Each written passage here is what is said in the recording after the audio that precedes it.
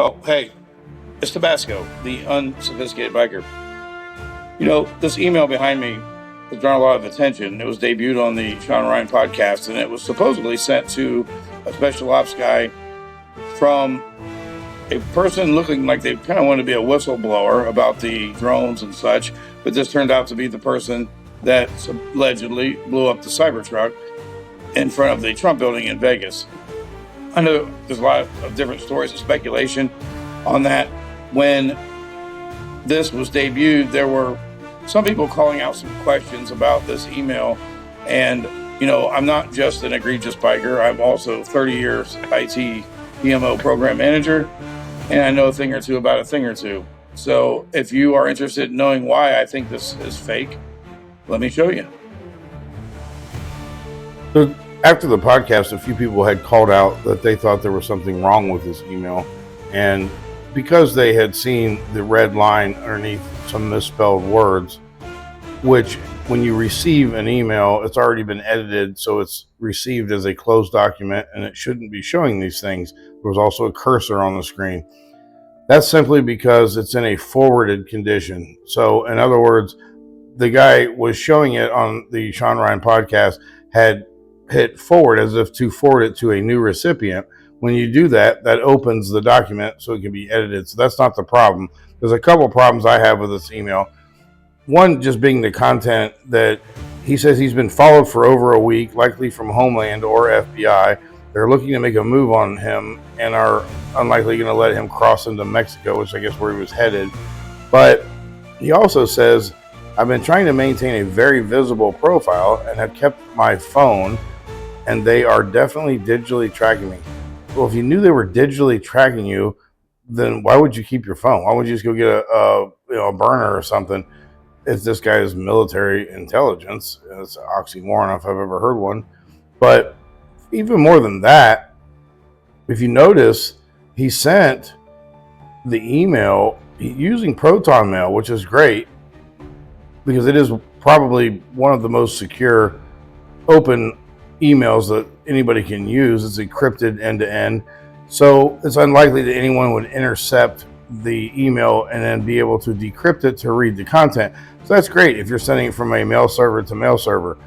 But if you know that somebody's tracking your phone, and that means they could be mirroring your phone, which is in a lot of cases, so they can see everything you do on your phone. It's not even that hard to do, allegedly. But if they hacked your phone and they're watching everything you do on your phone, when you opened up the Proton Mail app and you wrote this email, they would have seen everything you wrote when you wrote it. It doesn't matter that you sent it through a digitally secure email server because they've already seen everything that you've written and likely recorded it on your phone. That may give credence to the fact even furthermore that they say, oh, well, I don't even know what the point of the whole thing was, is he was going to be a whistleblower on several different things, including the drones, but that the feds are going to take him out or something. I don't know. But it doesn't make any sense that he should have known that if somebody is mirroring your phone, that it doesn't matter what you send it through because they're seeing it when you write it. But even more than that, I will show you unequivocally I believe this email is fake and why. So what I did was I saved his email as a PDF document, and then I took it into a free website called PDF Escape. What that does is allow you to open and edit PDF documents, because generally they're a closed document as well. So once I have it in PDF Escape, there's a free Chrome browser add-on called Font Finder. Font Finder allows you to find the font of anything written on a web page. So if you wanted to match that font or whatever, then you can use Font Finder. It'll tell you everything about the page, actually. So I just clicked on the Font Finder. The body of the email is the PDF. I click on that. It will bring up the screen. It'll tell me what the background color is. It'll even give me, the number for it. But it also gives you the font, which in this case is from the stack of the font family Roboto Sans Serif.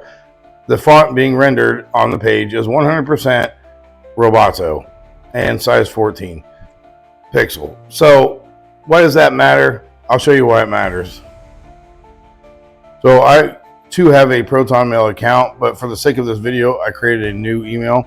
Just went there and created one. And then I click on new message to send a new message. And like every email, you have who it's coming from. You put in the to, and then you put in the subject field. Generally, you just start typing. Everyone does. Rarely does anybody ever change the font of their email, but you can in Proton Mail, but it's limited. Again, they control it because it's encrypted. I don't know if there's any reason for it, but there's only about 7 fonts you can choose. The default is Arial. And so to test this, I went ahead and sent myself an email. So when I received the email, I used Font Finder again, just to check the font on the email. And of course, it came up Arial, as it should have, because Arial is the default font for Proton Mail. So the font is the wrong email. And what do I mean by that? What I mean by that is that there's no way that he sent an email from Proton Mail, even on his Android phone, that was received as Roboto font when it's not even an option in Proton Mail. So it's impossible. That had to have been written perhaps in another document, could be Word, could be anything really, and pasted, in my opinion, because you can't choose that font. There's no way that font would have showed up in that email. That was supposedly the email he received. There's no way. It's impossible. So why does it matter? It matters because we're tired of the bullshit. This is like a distraction. This was literally a Looney Tunes cartoon that you try to portray on us. You spoon feed us this bullshit. I mean, a Cybertruck from Tesla exploded in front of a Trump. Come on, man. You might have got away with this shit, last few decades because we were just chilling like a villain, but you done woke Gen X. I'm going to tell you what. You accidentally raised an entire generation of warriors that can do amazing things with a pocket knife by the time we were 9 years old. We're not putting up with this shit. We got skills. We have mad skills. I know you think we're just worthless eaters.